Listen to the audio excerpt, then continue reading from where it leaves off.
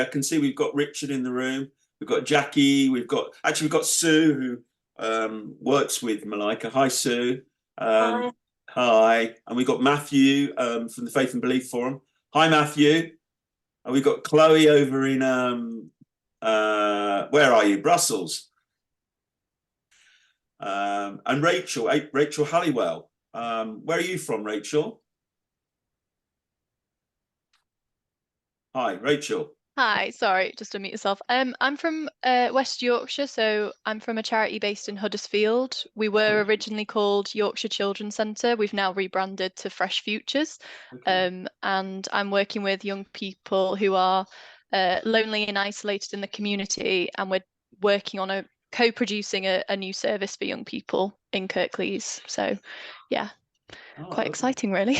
Yeah, good. Nice to see you. We've got Zakir from Ioannis Foundation. Hi, Zakir in Oldham, busy probably writing his lottery bid or finishing it off. We've got Stuart from Faith Forum for London. Hi, Stu. We've got Carrie. Hi, Carrie from Faith and Belief Forum. We've got Brad Young, our fantastic podcaster from Suffolk. We've got Essay. Hi, Essay. I think in West London.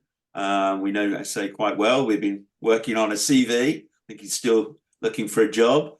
If there's anybody out there that's got some vacancies, Essay's looking for that. So look, a real warm welcome to you guys today.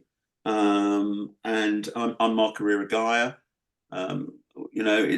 We've come out of the winter festive season into quite a challenging year. Obviously, the things that have happened with just today make it even more challenging, I think, in that way.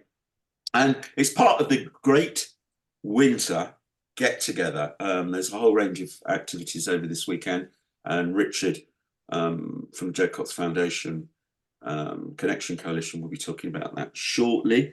We want to part of what we're trying to do is create networks and collaborations and bring people together in a friendly, informal way. Hopefully you've all got your cups of tea or coffee or glass of water, whatever you do on a Friday afternoon. So it's about having some conversations. We've got a major initiative that we'll put some links in, I think, into the chat, but we've got a lottery project ourselves, which sort of starts and kicks off this year, called 32 Steps to Togetherness. And it's a lottery funded project to connect civil society, faith leaders in England and Scotland, mainly focused around Edinburgh. We've got colleagues in Edinburgh, and also mainly focused around some of the English regions, but including London, quite focused in London. And we've got a manual that we've produced, which we'll share with you on the link, which we're really looking to promote, different activities and actions, both by communities but by individuals too. So it is a general public kind of thing, but we're looking at doing some demonstration projects, and we've got several project exchanges planned this year, including 2 mini conferences in Peterborough and Rochdale. We'll talk about the Peterborough one later, and we hope also a young person's focus, an event in Edinburgh with our colleagues there, and that's bringing sharing and caring, sharing and learning very much to the fore. And we're doing some things about capacity building with grassroots organisations and leaders as well. Podcasting being one that we're quite focused on at the moment, but also helping people produce their own films through film, CIC, which are based in the Northeast, and they're partners with us actually on so much that we're doing. We're looking at a National Poetry Challenge, which I'm working on right now, which I think is going to be very exciting, and sessions with inspiring writers, thinkers, and activists. Activists being the sort of people that are here today, and it's so good to see you. And I think 2024 clearly is going to be a big year, and one of the steps or series of steps in our manual are about getting political, getting engaged. Clearly, there are going to be some very important elections in the UK, across the UK, in London in particular in May with the mayoral elections. And we're going to be meeting with some politicians as well. We're doing something in February with the Deputy Leader of the Green Party, Zach Polensky, focused around refugees, around the role of being a member of the Greater London Authority, which I think is going to be really exciting. And we've invited a Labour councillor from Barking and Dagenham, Saima Ashraf, who we know really well, to be party to that. And we're also hoping to have an online London mayoral election hustings. So watch the space for that. We've been in touch with the key candidates for that. And also very importantly, in terms of trying to deliver practical things as steps to togetherness, we're doing some work focused around leadership, both for men and women, and specifically with women as well. We've got a program that we're going to deliver twice this year with Zara Mohammed, and some group coaching work, when you might be interested in this, with somebody called Laura, who's based in London. And my colleague Zara, you're just going to say a little bit about that, yeah? Sure, yes. So the coaching program with Laura is going to focus basically to facilitate personal and professional growth and development within community leaders. There will be aspects of creating opportunities for leaders to initiate authentic connections with others that's participating, even though they come from different location backgrounds and views. And it's all about thinking well and taking steps towards changing organizations within, and that would be I would the focus. probably, because it's come from Sanctuary. Oh, somebody's on. I might have to mute somebody. Yeah, I had to mute somebody. Sorry, Zara. Sure. And the second program that Mark's mentioned that will be run by Zara Mohammed will be focusing on women within like women leaders in communities, and it will focus on strengthening their leadership style, and better understand how to use their own skills, also to build network of support in their leadership journey, as well as building confidence and resilience. So that's the gist of both of the programs. Hey, lovely, Zara. And if anybody's interested, or you know people that are interested in that, please please be in touch with us. Zarine's kind of taking the lead on that, but with me too. So yeah, please do get in touch with us if you're interested in what we've just discussed. We're getting the promotional material ready now, I think. And we were just talking to Malika. I don't know if Malika and Sue are in the room. Going to come back to Malika and Sue. You're doing some training work. Actually, yeah, I'm here. Starting in February, aren't you? Based on Black Lives Matter work that you've done. Do you just want to say a little bit more about that, Malika? Yeah, do you want to say a bit, Sue? Happy to, yeah. Yeah. So we run courses, 4-week courses for people of faith and of none, but mainly our work targets people who identify with one faith or another. And the 4-week course is about acknowledging the sacred nature of racism, and rather the sacred nature of undoing racism, of challenging it and facing it. And we're particularly interested in how, for me, as white people, we can perpetuate it, often without knowing, and to raise not just awareness, but to actually get to the root of what is happening for us, where we came from, and why we carry this kind of, I call it a racist gene. And so we kind of, it's challenging, but it's a gentle walk through it. And we are very lucky. We've done it now 6 times, and we've had just amazing feedback from people. We aren't anti-racism experts, Malika and I. We're 2 people who happen to be walking a path together, trying to address these issues with communities. Particularly, we've worked with the Interfaith community, where people of all faiths have come together to try to undo some of the racism around us. This time we've actually got some fantastic speakers coming to join us. One guy who's from Sheffield, a guy called Delroy, who works on trauma, how trauma is very prevalent in the Black community and how it's starting now to be acknowledged through post-traumatic slave disorder. And he's a fantastic speaker. We're looking forward to him. And we've also got a speaker with us who's looking at reparations, because we're hearing a lot about reparation now in our country and elsewhere. And that's, we start with ourselves. Where do we need to make reparation? But also, how can the community and how can our wider society look at reparations? So we've got a fantastic speaker, the head of work in the UK, coming to speak with us. She's called Esther. So that's a summary of the work we do. We're on to our 6th course. The next one begins in February. So we're very excited. Thank you very much, Sue. I think Malika's put it in the chat, but there's a link there, and they're still available for people to join for the February. It's online. It's online, the course, so it would be available for people to join. And yeah, I'd encourage people. We do ask for a commitment. It's an evening, and we ask that there's a commitment of the 4 evenings, because we take people on a bit of a journey. No. So it isn't appropriate for people to dip in and out. Appreciate that. Yes, there's always room for more.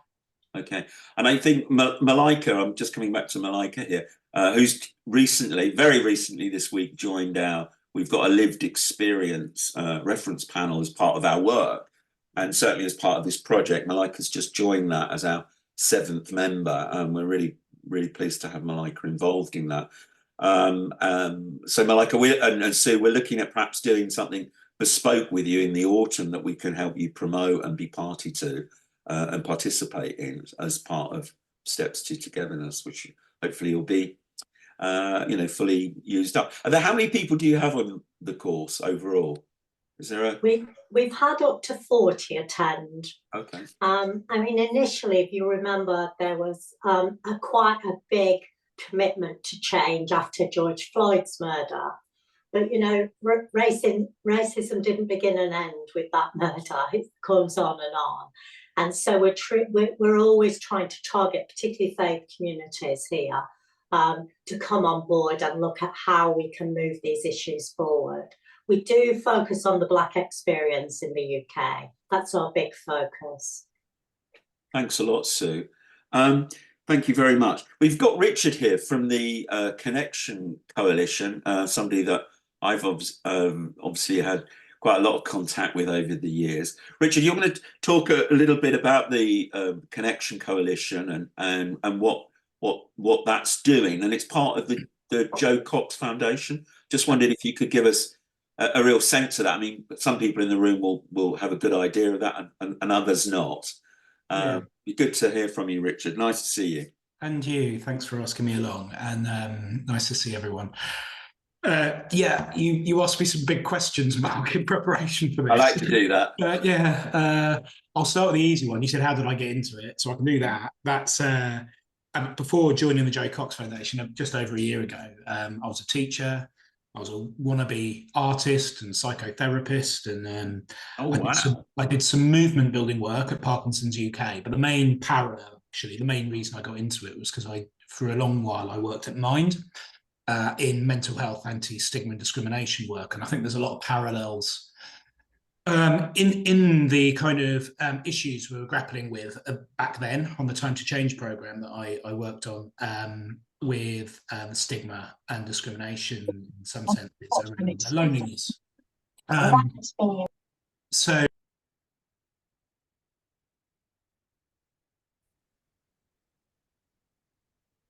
Oh, Richard, have we lost you? The host muted me, apparently. Was I droning on already? I was muting somebody else because some noise was coming in. Sorry. That's all right. So anyway, So Joe Cox Foundation, well, Jo, for those that don't remember, she was the MP for Batley and Spen in West Yorkshire, of course. She was a passionate campaigner, activist, humanitarian, mum, daughter sister, wife, friend, and she was murdered in 2016. And after that murder, her friends and family set up the foundation in her name, really to try and do some good in areas that we know Jo was passionate about. So we can't always respond to things in the way Jo would have done, because who knows? And, you know, she would have been extremely active right now with what's going on in the world. She was an internationalist, so, but what we can do is we can try and do some good, hopefully, in areas that that she did a lot of campaigning on, and she did a lot around loneliness and a lot around disconnection in society. We're not political. She was Labour MP, but we've got no political affiliation at all. But we do quite a lot of work in the political arena, in fact, we've come to the end of a period of research around more respectful politics, and we're about to release within the next couple of weeks a report with recommendations called the Jo Cox Civility Commission around more respectful politics, less abuse, and kinder politics, essentially, between politicians and between us and politicians. So look out for that. That's been a really big piece of work. But we also do a lot of community-based work, and so the Great Get Together is one piece of that, and the Great Winter Get Together. I'll say a little bit about that. More in Common network we have as well. I won't talk so much about that because it would just go on and on, but we have their clusters of organisations and individuals around the country doing work in local areas to show we have more in common than that which divides us, which were the famous words in Jo Cox's maiden speech in Parliament when she became an MP. And the Connection Coalition. We also do a lot of work in the West Yorkshire region. Rachel, I've scribbled down your name, and I'm sure if you're not already in touch with my colleague Haviza, you will be soon. I will make sure of that. Excellent. So the first Great Winter Get Together, Great Get Together stuff, I'll describe that. Then the Connection Coalition, which is my personal area of work. So the Great Get Together happens in June every year. It's always based around Jo's birthday. And actually this summer would have been her 50th, so it's particularly pertinent. And it's really a celebration, a national celebration, the UK's kind of celebration of all that we have in common. And it's about, there's a lot going on, obviously, as we know, in that June, July period every summer. There's the month of community, and it's a busy time. But we think what sets the Great Get Together apart a little bit is it really is about trying to bring people together who might not normally come together. It's about bridging divides. And there's so much in the 32 steps, Mark, that resonates so strongly with everything we're doing. So it's really good to be here. And I'm sure there are ways of bringing that in to the campaign. So we support and encourage people to run activities at that time of year, around the end of June. Have you set a date for this year? I mean, it's always the weekend closest to her birthday, so it's something like it's something like the 26th, 27th of June, but okay. I might be a few days out. What I'll do is I'll post in the chat after I've finished yabbering away a few links to various bits that I've mentioned, and I'll include in that the dates. Parallel, I don't know if that's the right word, to the Great Get Together, we have a Great Winter Get Together, and that's happening now, and this is a part of that, this gathering, and I'm grateful that you're doing that as part of that campaign. And whilst the summer campaign is more about bridging divides, encouraging people to run small or large activities that bring people together who might not normally come together, and creating that social connection and hopefully lasting relationships and understandings between people. The winter one, this one, is a bit more loneliness focused because obviously, like you said, it's a tough time of year, and it is particularly at the moment with all that's going on in the world. So it's community focused. We're kind of deliberately doing it just after Christmas because it feels like there's quite a lot around Christmas and there isn't much going on in this period. So that connection gap as we see it, and there's loads going on this weekend all over the country. We're not really about volume, and we are tracking this stuff obviously and understanding the depth of impact, but You know, we're not ones to necessarily bang on about how many, but there is quite a lot going on, and I'll share the map so you can see. Life isn't all about numbers, is it? Really? Exactly right. I quite agree. And to be honest, you can make numbers work for you in any way you wish, right? So we're really aware of that. But I mean, you said to me actually in the questions you sent me, you said, well, how can people get ideas and learn about putting on things as part of campaigns like the Great Get Together and Great Winter Get Together?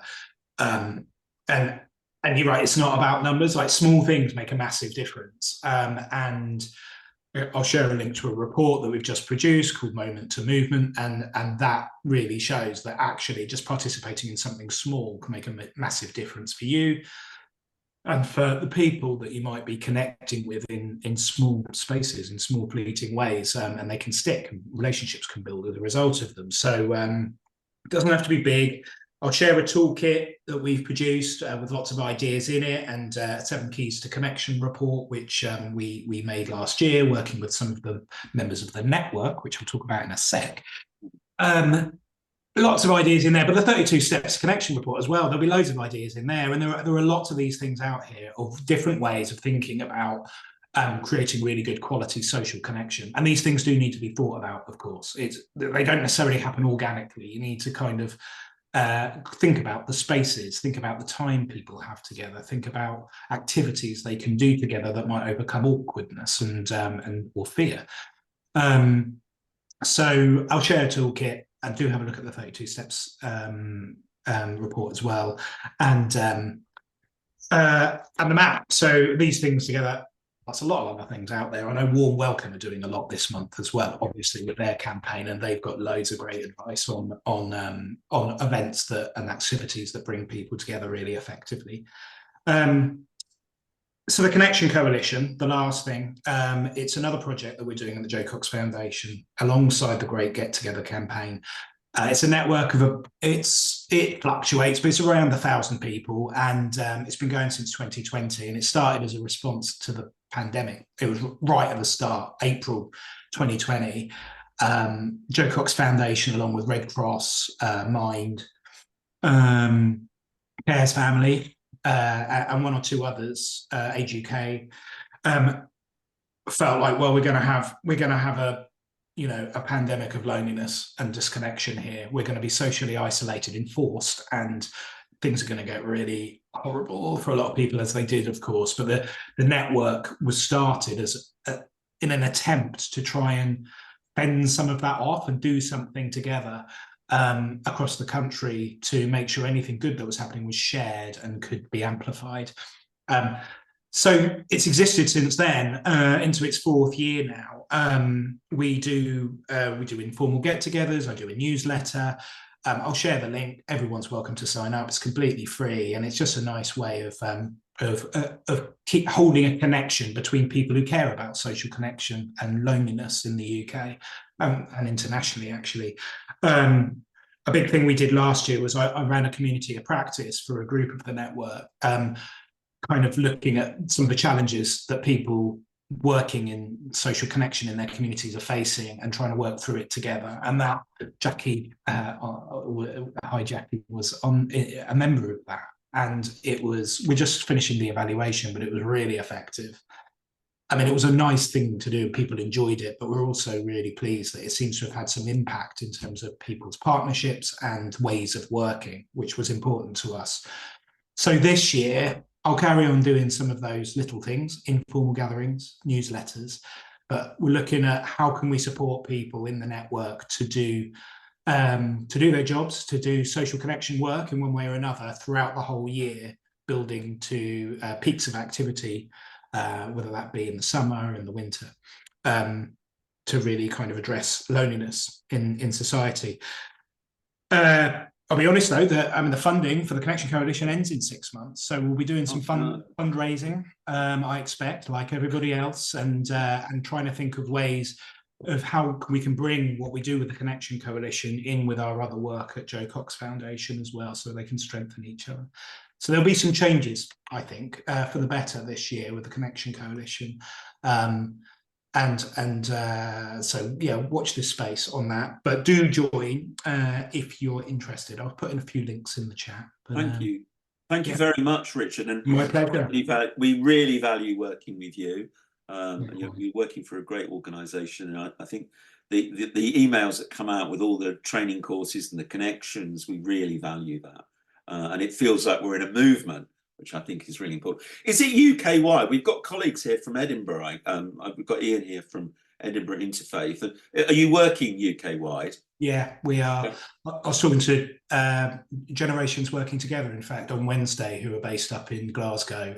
Yeah, we're very much UK-wide. And in fact, the Global Initiative for Loneliness joined very recently. So we've got one or two international members. So yeah. Thank you, Richard.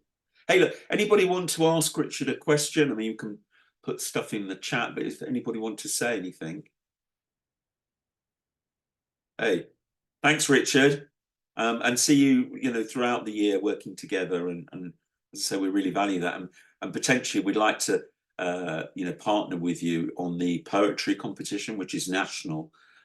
We've got 3 poets, a Hindu poet, a Muslim poet, and a Christian poet. We're just extending that a little bit as part of the judging panel. So I'll bring that to your attention any minute now. Well, in an hour or so, because we'd really like to work with you guys on that, and it fits well with the words that you're using about kinder. We're quite into the idea of kindness in what can feel like quite a hostile environment.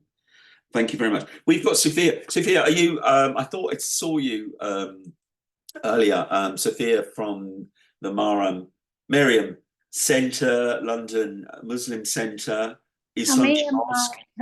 Hey, yeah. Topsy-turvy today because we've got drilling work in. It's vibrating in my office, so I'm on my little device. Well, it's working well. Room. Yeah, it's working really well. So How lovely to see you. But that's why I have to log in and log out. So apologies for me fiddling about with the camera. Lovely to see you.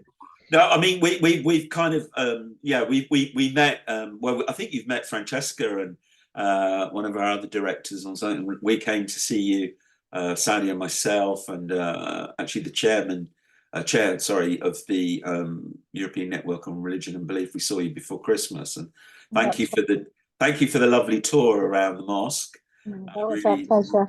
Really enjoyed that. Clearly you're quite an activist locally in Tower Hamlets, and I just wondered if you could just tell us really about the East London Mosque and what it's doing in terms of community engagement, not just within Tower Hamlets, but it covers a wider area than that. Just give us a sense of people that haven't visited it, Sufia. What goes on there?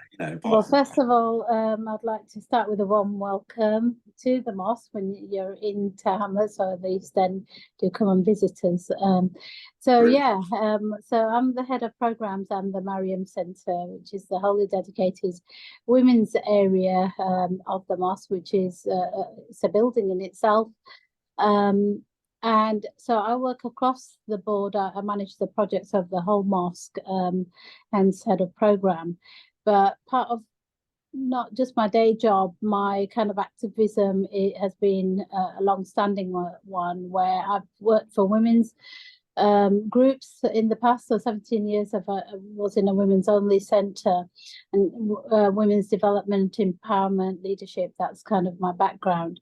But in all of this, the activism work came for striving for justice, justice for women, justice for women's rights, and then justice for the community. So that kind of leads on to projects that I've kind of created or worked with that enables people to have those platforms where, we educate, we inspire, and we serve. That's our mission statement as well. So this London Mosque, it's been around since 1910. Not many people know that. We've got a long history. So from when the trust was formed in 1910, it was under the empire. So that Muslims who settled here or came to work across the Lascars and students who had come, there was to be a space of prayer. And you know, the centre's evolved over the years. So the London Muslim Centre was born out of activism work of the whole community coming together. This is Muslims, Jewish community, the Christian community, the churches, synagogue, schools, everyone coming together to, you know, fight for this land from being development land for luxury flats to being a community hub. So the London Muslim Centre, which is the part of the Islam Mosque, is the addition, which is a all-inclusive and is the largest kind of Muslim centre in Eastern Europe, and it's certainly the busiest one as well. You know, as you saw, we've got extension as well. We're still trying to accommodate not just the congregation, but all the other facilities and things that people want to work with us with. So I'll just name a few of the work that we do. I mean, we've got 2 schools here, a secondary school and a primary school, which is a curriculum-based school, but it's not all about Islamic education. It's about the greater good and justice work that we do. So a lot of the work that we do is with Citizens UK around housing, the living wage campaign, which everybody knows about, and localized campaigns like the housing campaign, climate change, migrant support. And we respond to the kind of needs of the community when they arise. And hence why we've got an elderly project to combat loneliness. You know, we were talking about this. We have a young population who are now obviously working, and social mobility is very much needed, but it means that the elderly community are then left behind. So we engage with them through doing activities and health awareness. This is for men and women. We've just finished a climate leadership program for women, just to kind of get them to take some initiative in terms of looking after the environment and connecting with our faith. And there's a lot in our Islamic faith in terms of our responsibility. Mental health is always prevalent where you've got poverty and housing and other poor health outcomes. And we've found that counselling in the mainstream is not always culturally sensitive, and people don't have the trust to go there. So counselling is one of our flagship projects that we provide, not just for the women, but for men and couples as well. There's so many projects. I could be here all day, but one of the other kind of groundbreaking things that we do in terms of bringing people together and kind of endorsing this need to get to know each other, which breaks all the kind of blocks and walls, is the CPD, which is CPD Islam Awareness and Cultural Diversity course. So that really is a deep dive into what is culture, and culture is different for different heritages that we accommodate here, and even within the faith there are some nuances that needs to be understood and explained. And we offer this to everyone really, mainly professionals who are working in this borough or other boroughs as well. So people sign up to this and they get a professional certificate of attendance. And it's not just about the certificate, it's that engagement. You know, we feel proud that we're engaging with the greater community, and that we're bringing people together and having a better understanding. That helps our work, you know, locally and nationally as well, and it breaks down some of the stigmas that are out there. And unfortunately, you know, we know what's happening out there in the world, and all those tensions always find its kind of focus to the London Mosque. So the media always comes to see what our opinions, what are the community, especially the faith-based community's response. At the moment, we obviously naturally have tensions in the community, and I represent the mosque on various forums, the No Place for Hate, the Attention Monitoring Group. But one of the pieces of work that I really take pride in is just also being recently voted in as the chair of the Hamlets Interfaith Forum. And this forum I've been in for the last 10 years, ever since I've started in the mosque. purely because of the good work and the way we navigate our community conversations, if you like, to ensure that we actually, we don't talk about scripture hardly, but actually we bring out everything from everyone's faith groups, and which is the common good, you know, to serve people. And we share that information by going on, if you like, a roadshow. So every single meeting is at a different venue, a venue that's providing a service for our community. So we give them that shout out, as well as, you know, we invite people to talk about the great work. So that way we're connecting people for the greater good. So we just had the cost of living crisis talk, and we've had stalls from the fire brigade, because it was pertinent to have them. You know, with the cost of living, people are actually, you know, really doing unsafe things to save money, and hence we've been having lots of house fires, etc. So just bringing people together and really trying to save lives, save people's mental health, and actually really bring about meaningful relationships. And one of the things that, even in this tension, and I was saying to Mark as well, we didn't stop. You know, we were shoulder to shoulder with our Jewish partners, and we carried on, and that's really important for our communities and the greater, the wider world to see. Actually, you know, like Joe said, there's lots that brings us together, not and we should strive to make sure that they don't divide us, because it's really ugly. And when we work with the police and we hear the stats that these are real issues: racism, Islamophobia, anti-Semitism. We shouldn't have to live in a society like that. So a lot of my activism is around raising awareness. You know, the Hate Crime Month, we did a lot of awareness around hate crime. It's underreported by Muslim women, and we look at the barriers to that. And we try to empower people through giving them the education and signposting them and supporting them as well. So I think I covered nearly everything. Fantastic. Can I just ask, Sufia?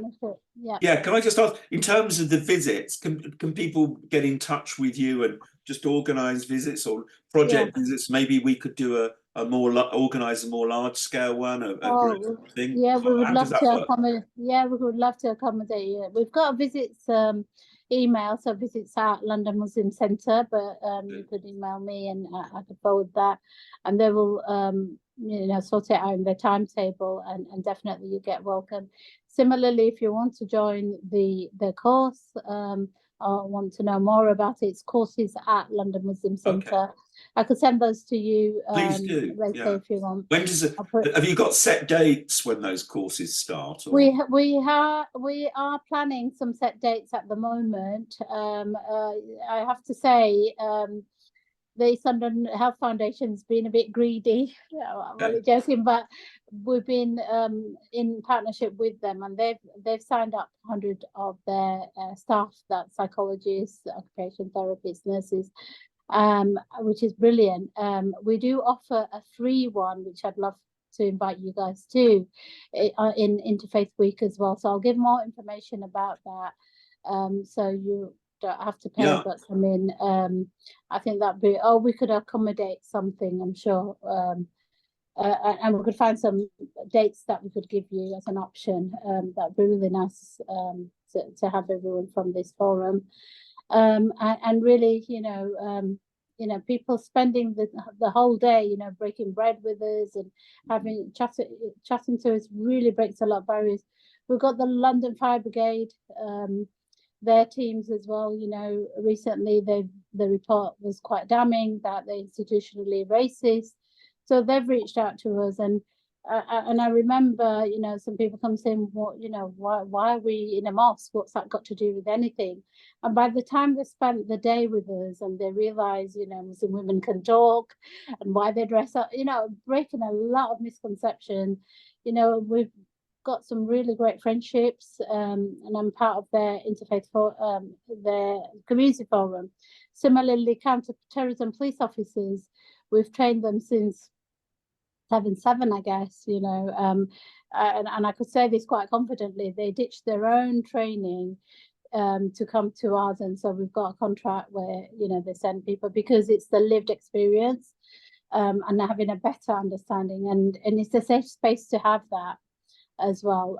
So it's really helped, you know, really coin together the community tensions really around Muslim and Islamophobia, and Muslim being the Muslim faith, and Muslim leaders and imams being the other, you know, and our work's not done. We still continue to strive for that as well, for a better community and a better world, I guess, you know, which is really part and parcel of all our faiths as well. Absolutely, and I think that definitely has to be said today of all days. Absolutely, Sufia. I mean, look, we'd love to be, I think, all working together with you going forward in the mosque and the London Muslim Centre, and if we can do something bespoke and special during this year, that would be, I think that would be really fantastic. I was just looking, when I looked at the Tower Hamlets Interfaith Forum, I thought this, I've just put it in the chat, and I put some other things, Sufia, about this, but that lovely map on the forum's website, you know, where the mosques are, where the churches are, the gurdwaras, and I thought that was just really super, because one of the steps is that, and I know that colleagues at Muslim Council for Britain and yourselves are always really trying to encourage visits to other places of worship, and I think that's really critical, really. As you know, and it's in your publications, every year we join forces with MCB, who organises it. Mosques all across the country open the doors. I mean, our doors are always open. A lot of people don't know that. You could actually walk in and there's always somebody who will show you around. Obviously, if you do it with a bit of appointment, then you get, you know, more and more, but we'll still show you around if you pop in. But it's a real opportunity for us to showcase that we're not just a prayer space, you know, it's not only for Muslims, everyone's welcome, and there's so much activities that are going on for the greater good, which is, you know, a reflection of our faith and a responsibility, you know, to engage with our neighbours, be they Muslim or non-Muslim. And it's also educating our own communities as well. A lot of people, Arabic is not their language, you know, English is the second language, so a lot of things is lost in translation. So it's our duty to kind of explain, and imams play a really good role from the pulpit to get that message across, as well as our partners like MCB having that affiliation. I know they do a lot of firefighting on the behalf of Muslims, but actually this initiative is really great to showcase, you know, what individual mosques are doing, giving them that opportunity to feel confident to invite other people and have those community conversations. Thank you very much, Sufia. Yeah, and we must focus on that positivity in 2024. Otherwise, we're all, you know, just head in hands and well, there's always the elephant in the room, but the thing is, we can't, you know, we can come to solutions if we work on the greater good, and if we, you know, sort it all out.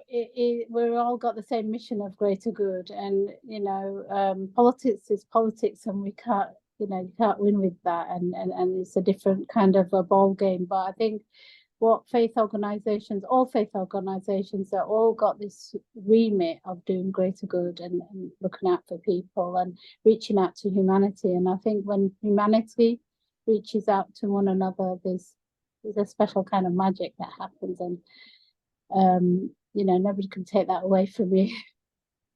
Thank you very much. Very inspiring for a Friday afternoon. Thank you, Sufia. Really. Any questions to Sufia? Anybody want to say anything?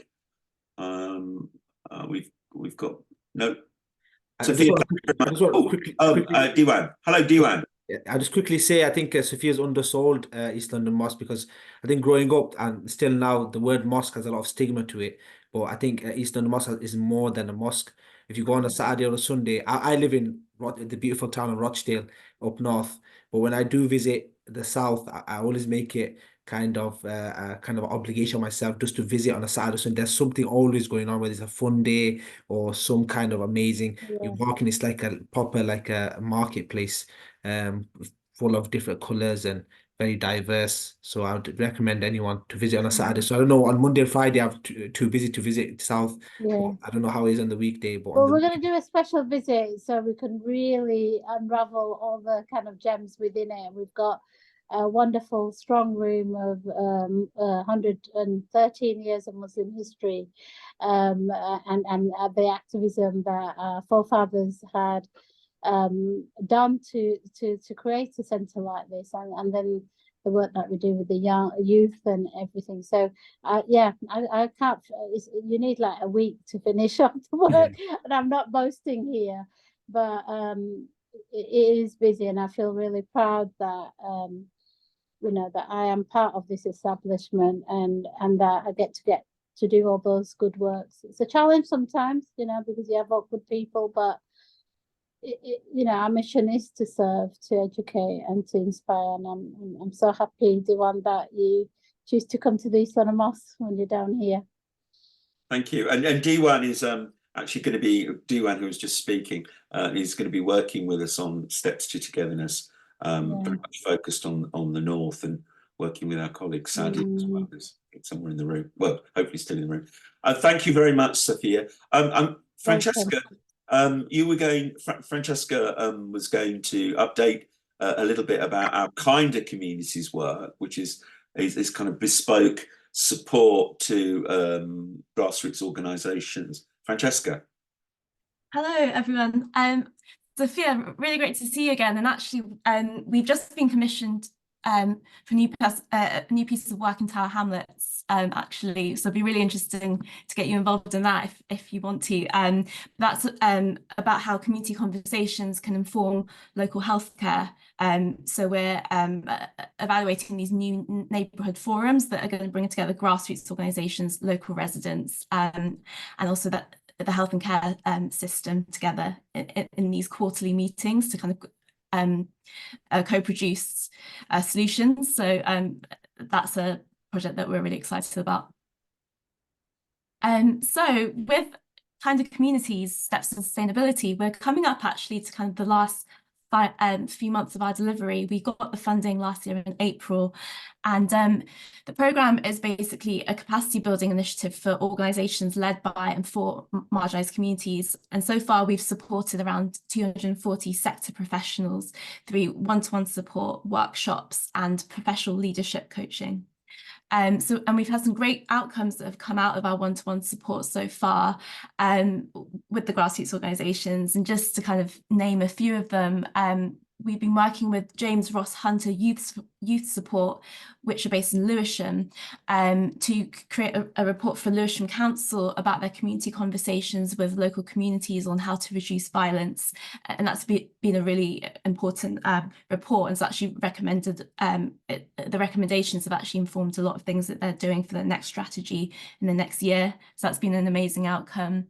We've been working in Rochdale in the north with an organisation called Become United. I think Zakir might know this group if he's still here, and we've helped them evaluate a programme that they've been running with young people for the Heritage Fund. We've been working with an organisation called Proud to Be Parents, also based in Greater Manchester, and we've helped them to secure some funding from the Henry Smith Foundation, which is really, really great, because as grassroots organisations know at the moment, the funding environment's really, really tough. We've been working with a Somali-led organisation in London to evaluate the delivery of its Violence Reduction Unit programme and Parent Carer Champions Network. We've produced websites for Roots for Change and Living Keys, which are both organisations based in the north, also funding applications for some other various organisations, and also impact reports and the development of monitoring and evaluation tools. So we've been really, really busy with one-to-one support, but we're still kind of looking for organisations to work with over the next few months. So if anyone can think of some grassroots organisations that are in a really good place to kind of work with us, or if they're on the next, if they're looking at their next funding application and kind of are in a space to work collaboratively with on the capacity building programme, we'd love to hear from them. And in terms of our workshops, we run them on topics that organisations have requested, such as income generation, impact measurement, community podcasting, communicating impact via film, and a few other topics as well. And we're hoping to run more workshops between now and April on some of these topics, but also one-off workshops on governance, which I know is a bit of a hot topic for smaller organisations, and also public affairs, so how to engage local government or even national government better with your campaigning and also your practical work. So that's a roundup of our programme so far.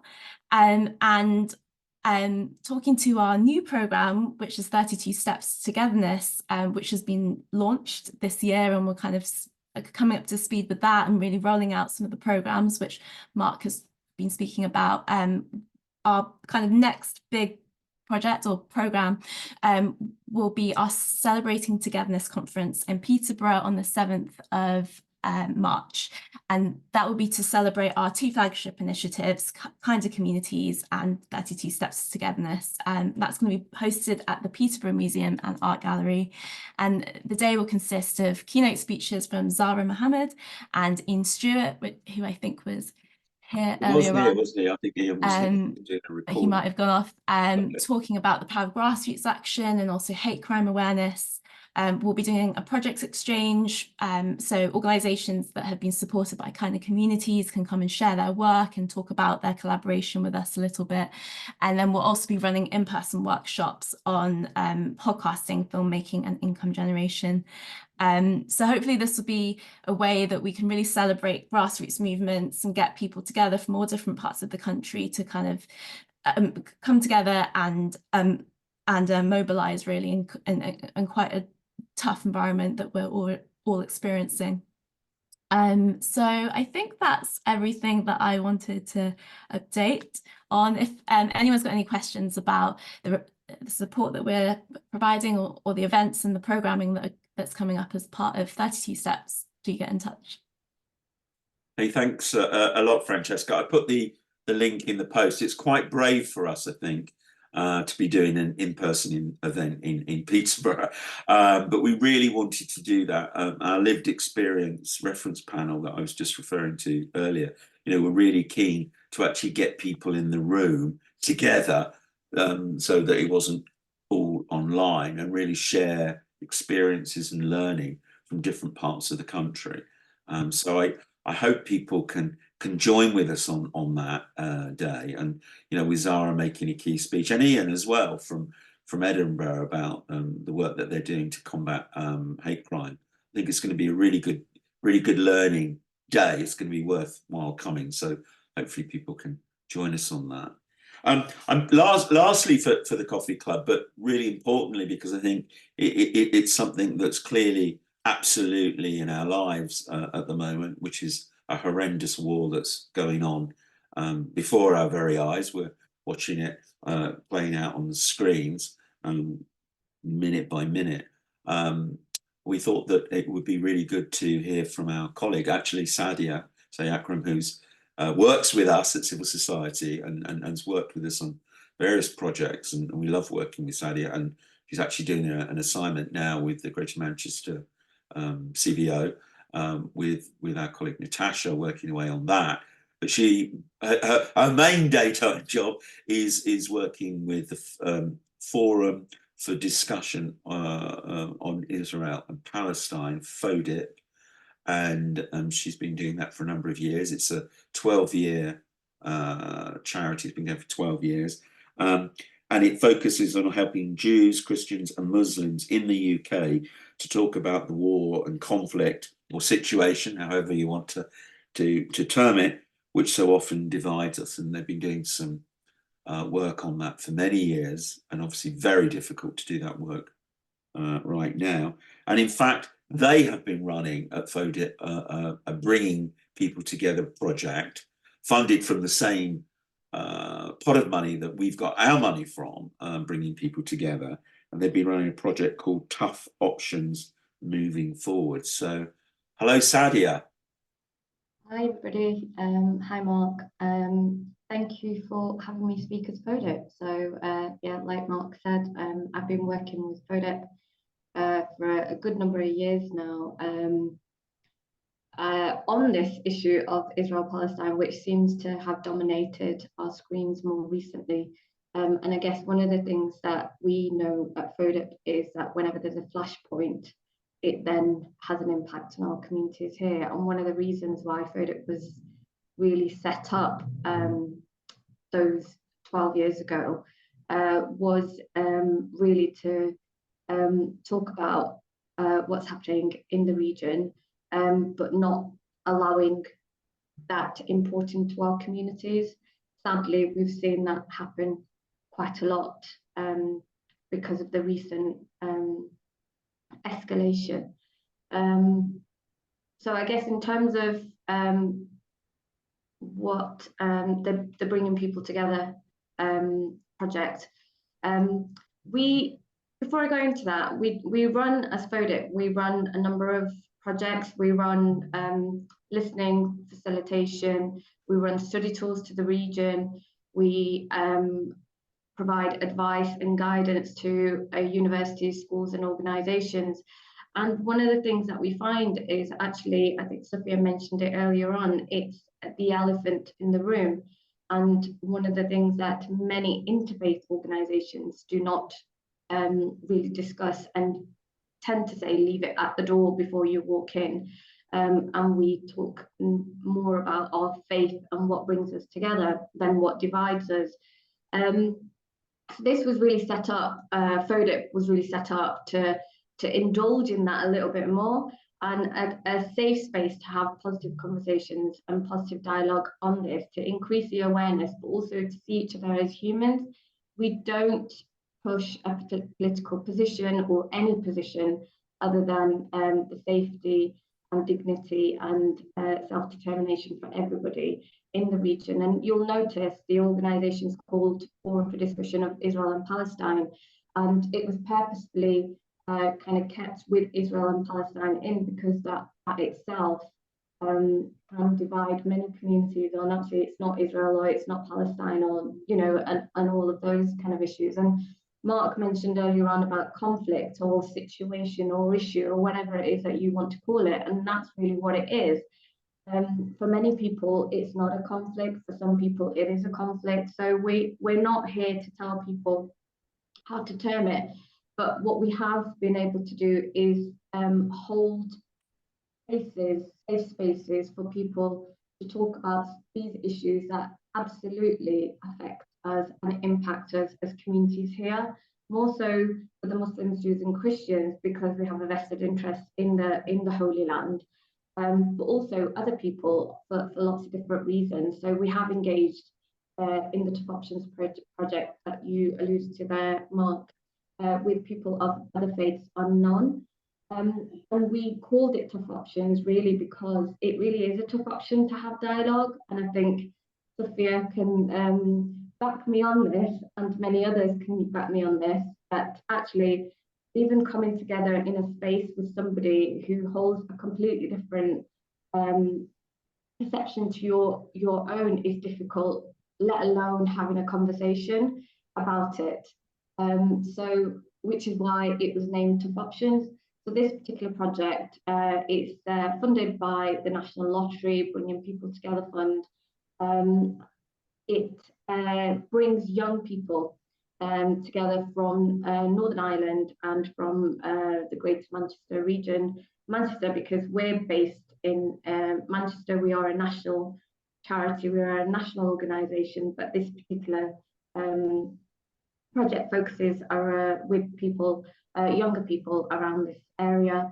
And it was really to kind of look at both the different conflicts through the lens of each other to help understand a bit more about the skills and tools that each of those communities have adopted to navigate their way through this, and then share their learning through to their peers into their own communities. We were actually on the last part of this particular program. So it was a 2-year program. We had a number of residentials where we took the young people from England over to Castle in Corrymeela. We worked in partnership with Corrymeela in Belfast, and they came over to England. Now we were in the last quarter of our project when everything around the world changed for everyone, and I guess one of the things that we had to do was reprogram and relook at how we were going to move forward, because that's really how we were looking at this.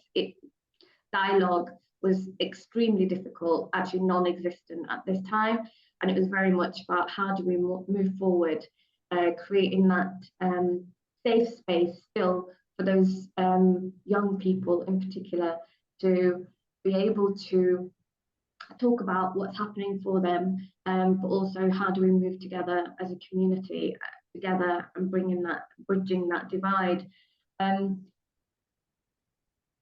All the different people, they're mainly sort of like those kind of 2 or 3 communities, they're all in different positions, they're in different places, and I think it's really important for us to address that and acknowledge that. We have to understand that people responding to what's happening at different levels, in different ways.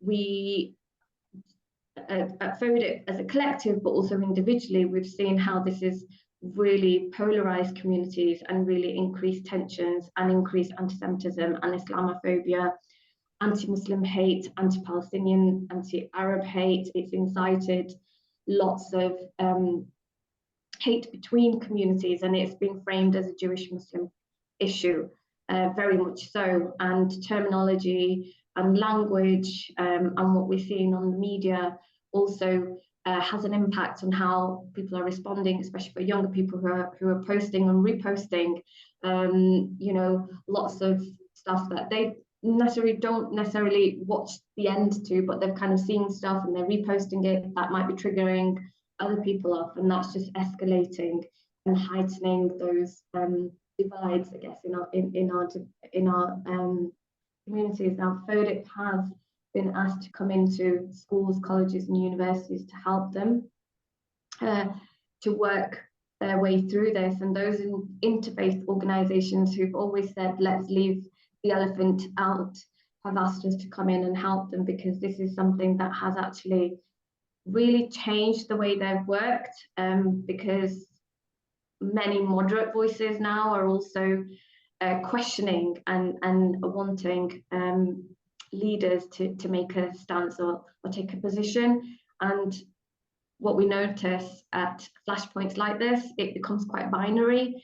So it's either you're with them or you're with us, and that's really that's very dangerous. But it's then trying to find ways sensitively to bring those perspectives of communities together, and it's not asking people to think of you know, a completely different way. It's really kind of saying let's hold this space to listen to one another, to validate each other's feelings and where they're coming from, because many of these people who may have family, friends, people that they know that are living in the region, but also because they connect to them through either their faith or their identity. So it becomes quite real.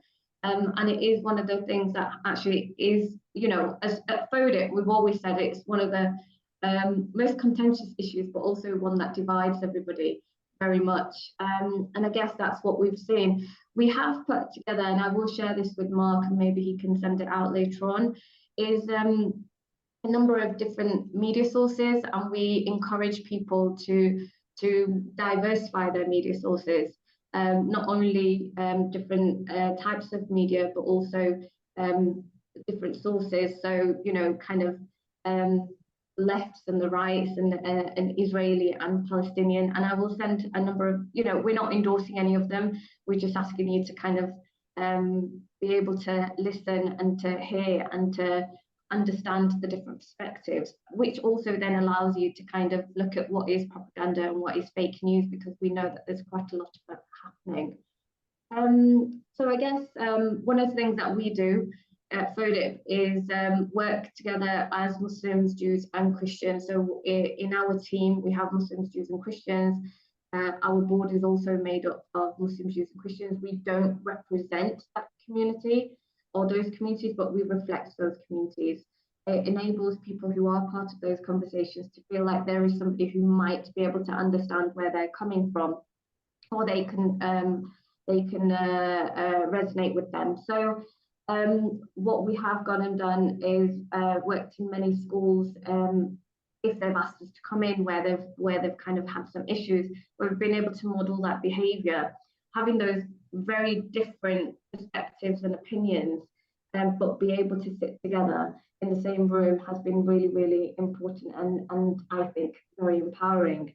I think for many people, it's just been able to validate what they've been feeling. A lot of the Muslim community have felt like they're being silenced, and you know, there's a lot of Jewish community saying, you know, it's not a Jewish, it feels like it's become a Jewish Muslim issue, and we're being targeted, we're being attacked, and we have seen an increase of anti-Semitism and Islamophobia in this country, but also globally.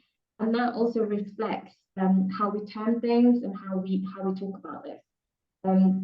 We know our political leaders haven't been helpful, and actually has probably exacerbated some of those issues within our communities. And I guess some of those things haven't helped bridge that divide. I think there's a lot of trauma, there's a lot of grief. We're going to see it for many years to come. I also feel that interfaith world, or that particular space, will have to change, and we'll need to look at how we move forward collectively in a sensitive way, because people are still, it's ongoing, like you said, Mark, earlier on when you first started, it's an ongoing issue. It's still not come to an end. It's how do we navigate through this? And I guess that's where I'll kind of leave it up to there, really.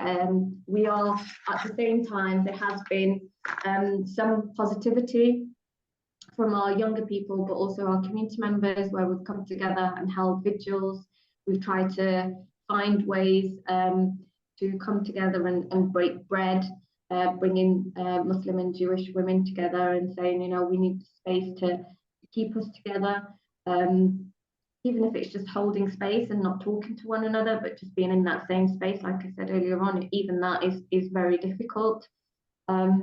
Mainly, a lot of that has been happening because it's been established, or pre-7th of October, if you want to say, good connections and relationships, which is why it's really important when we look at the 32 steps manual to create those relations, those bonds, those understanding, and to see each other as human beings, because otherwise it's really easy to dehumanize one another if we don't have that you know, a humanized approach or experience. So I guess I'm going to kind of leave it to there. If anybody's got any questions. Sadia, absolutely fantastic to hear about all your work and the way that you're dealing with something so difficult, and how that does fit so clearly with the steps. But and we'd be very interested to see if we can work with FODIP about encouraging people to use or access other forms of media, and get different perspectives, because that's really, you know, it's one of the steps actually about, you know, examining who you're following and what you're looking at, so that you get a rounded, you know, picture, or more rounded picture. You can understand or try and try and understand the views of others and the perspectives of others, and certainly develop empathy for others. I think that's really, really important. So thank you very much for telling us about what you've been doing in this difficult time. Do you think the lottery might extend your project with the bearing in mind where we are?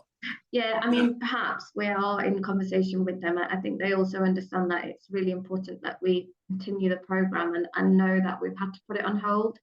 In terms of the planned programme, we've put it on hold, but obviously the engagement is still ongoing, and that's just taken a different route.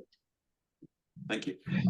Does anybody else want to say anything in relation to this, or ask Sadia any questions? Or we're sort of running over time. I thought I'd try and finish by 3:10. Brad, did you want to say something, or no? Okay. Any other comments? Thank you very much, Sadia. I think we'll create a little bit of a video short from some of the things that you've said and what Sufia and Richard have been saying as well, and share that with colleagues through social media, because I think it's all so pertinent. I hope that today, having coffee, a cup of tea, and listening to people talk about their work and how that fits in with the 32 steps and the work that we're trying to do, I hope that has uplifted as you segue into the weekend on this Friday the 12th as a great winter get together. Any other final comments that anybody would like to say? Right, well, I'm going to say goodbye and have as good weekend as you can, and looking forward to working with you all in 2024. Thank you very much. Thank you, Mark. Thank you, Sufia. Thank you so much. Bye, everyone. Bye. Bye. Great to be with you all. Thank you. Thank you. And Sadia, thank you very much. And as I say, in terms of the media work, I'll share with you the resource that we put together. Yeah, I think that would be, that's something that kind of practical that comes out of the steps that we could all be doing, I think, doing more of.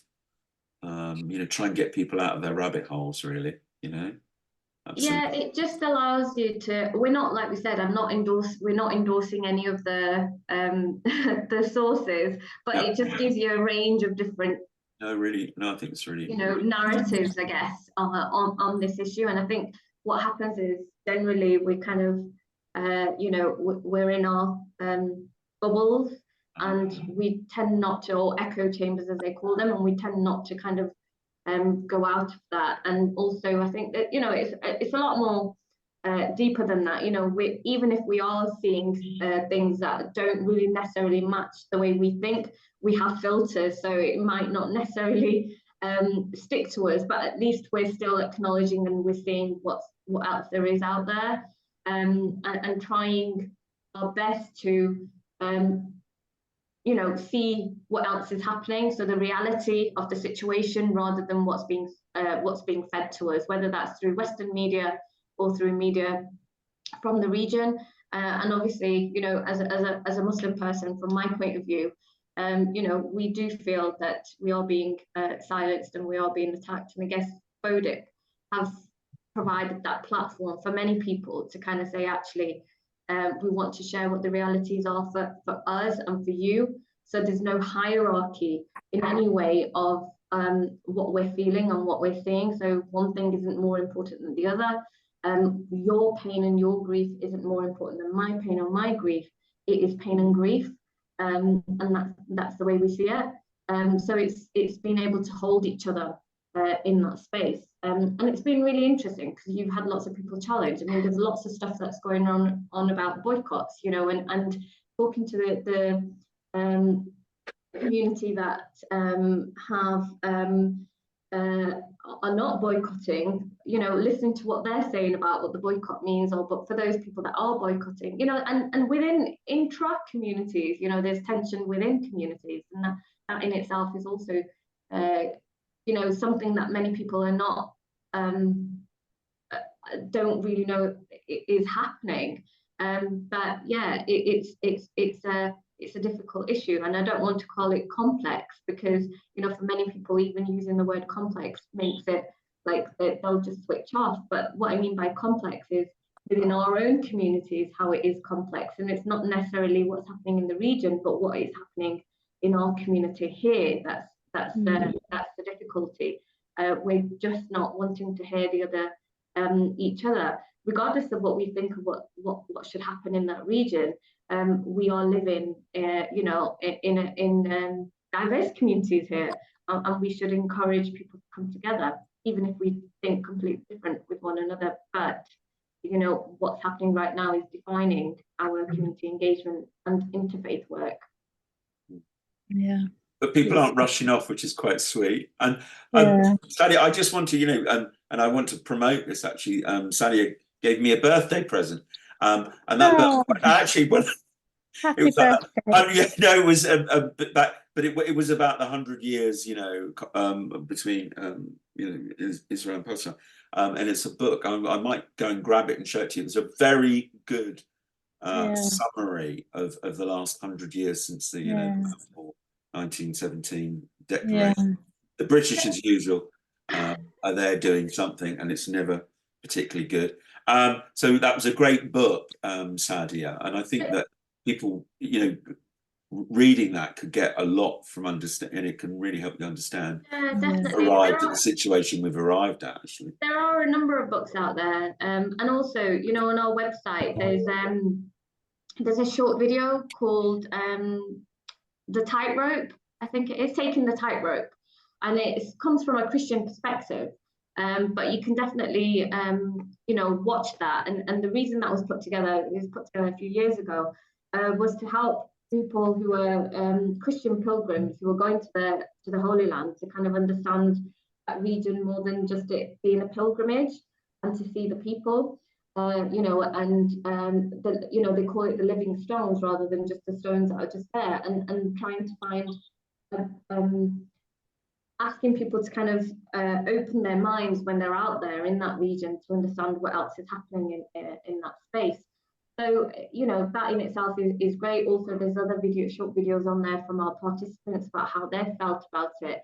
And it doesn't mean that we're asking people to switch their positions or to change the way, you know, how they perceive their point of view, but it's to kind of say, actually make yourself a little bit more curious, maybe, about why, you know, people from a different background or a different faith might think a different way.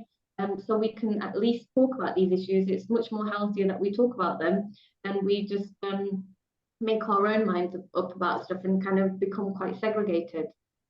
Yeah, this is the book, 100 Years. So I've got to look at the cover to give you the time.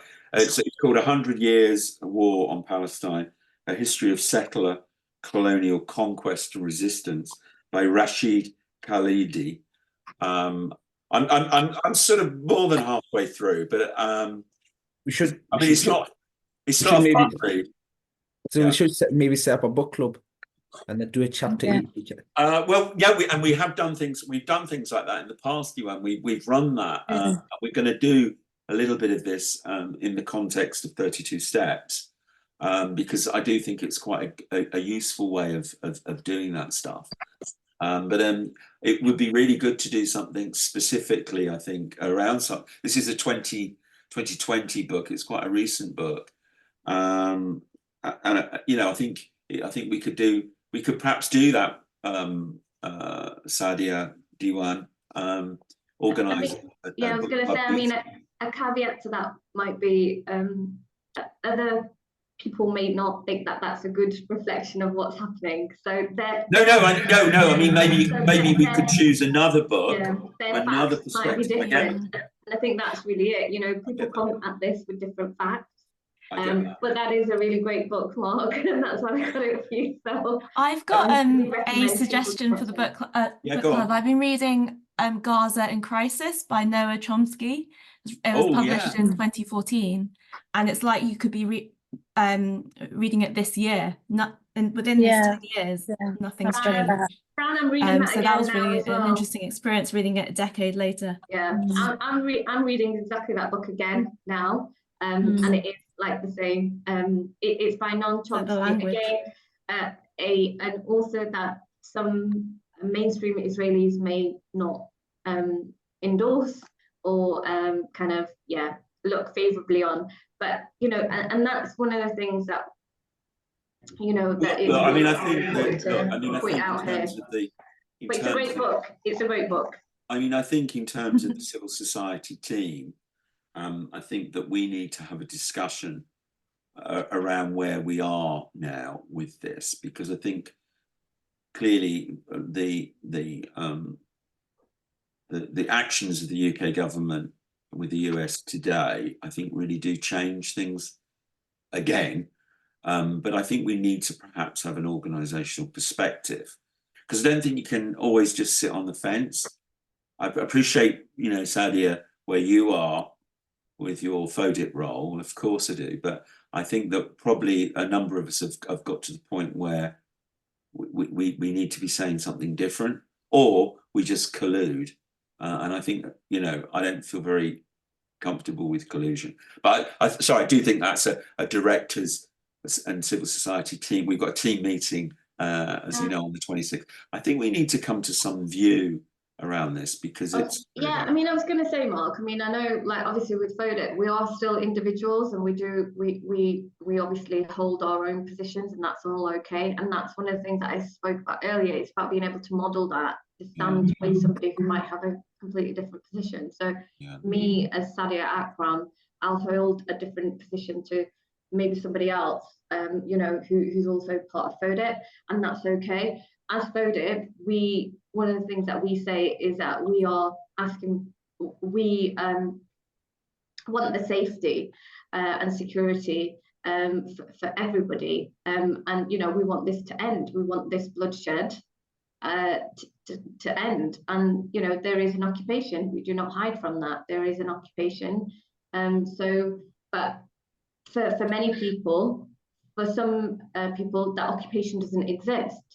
So it is really having those conversations and saying that, okay, that's your point of view, and let's bring that back. Let's bring that into this space, because that's valid for you. But under international law, there is occupation, and it's kind of using those spaces to discuss that further. So as me as an individual, obviously I held my own position. Yeah. Well, I mean, obviously the actions, as I say, of today, and the case that's in The Hague as we speak, I think are a very significant events. And I think, civil society organisations, faith leaders need to consider that in the round. That's what, without saying too much on this Zoom meeting. I think that, if you're, our government now is clearly, positioning itself against people that are demonstrating via action against genocide, i.e. the Yemenis, and we're actually now lobbying bombs at them. So I think things have really altered, in my view. But as you say, we've all got different views on this, and it's a very difficult one to navigate, Sadia. But if a country is actually convicted of genocidal behaviour, doesn't that change everything quite considerably?